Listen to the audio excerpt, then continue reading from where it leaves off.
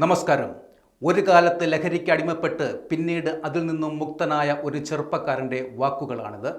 50 gram കഞ്ചാവിനായി bike മോഷ്ടിച്ചതിനാണ് ഞാൻ ജയിലിലായത്. ഇന്നാലോചിക്കുമ്പോൾ അന്ന് പിടിക്കപ്പെട്ടത് നന്നായി എന്ന് തോന്നുന്നു. ലഹരിക്കെതിരെ പ്രചാരണവും കുട്ടികൾക്ക് ബോധവൽക്കരണ ക്ലാസുകളും എടുക്കുന്ന 24-കാരൻ മുഹമ്മദ് സ്വാലിഹിൻ്റെ വാക്കുകളാണിത്.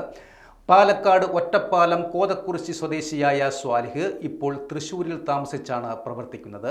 ഒപ്പം ഒരു സ്റ്റാർട്ടപ്പും ആരംഭിച്ചിട്ടുണ്ട്. ജയിലിലായിരുന്നപ്പോൾ ഒപ്പമുണ്ടായിരുന്ന 11 സുഹൃത്തുക്കൾക്കൊപ്പം ഒരു തീരുമാനമെടുത്തു.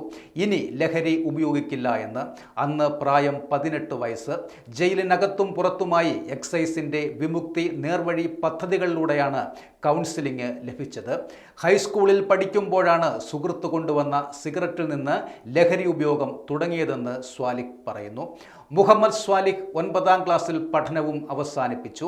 ലഹരി വസ്തുക്കൾ വാങ്ങാൻ മാത്രം പന്തൽപ്പണിക്കും മറ്റും പോയി. ആ പണവും മതിയാകാതെ വന്നതോടെയാണ് മോഷണം തുടങ്ങുന്നത്.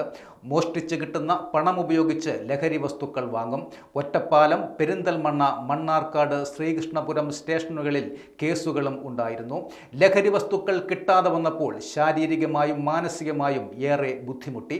പോലീസുകാരെയും പിതാവിനെയും ഉപദ്രവിക്കാൻ ഒരുങ്ങിയിട്ടുമുണ്ട്. പക്ഷേ പിടിച്ചു നിന്നു എന്നാണ് സ്വാലിഹ് പറയുന്നത്. ലഹരിക്കെതിരെ പ്രചാരണം തുടങ്ങിയപ്പോൾ വ്യാപാര സ്ഥാപനത്തിലെ ജോലിയും നഷ്ടപ്പെട്ടു. സ്നേഹത്തോടെയും ഭീഷണിപ്പെടുത്തിയും സ്വാലിഹിൻ്റെ ലഹരി വിരുദ്ധ പ്രചരണത്തെ എതിർത്തവരുമുണ്ട്. ലഹരി വസ്തുക്കൾ ഉപയോഗിക്കുന്നത് കൊണ്ട് ഒരു പ്രയോജനവുമില്ല. നിർത്തിയാൽ പോലും ചീത്തപ്പേര് മായ്ക്കാനുമാകില്ല.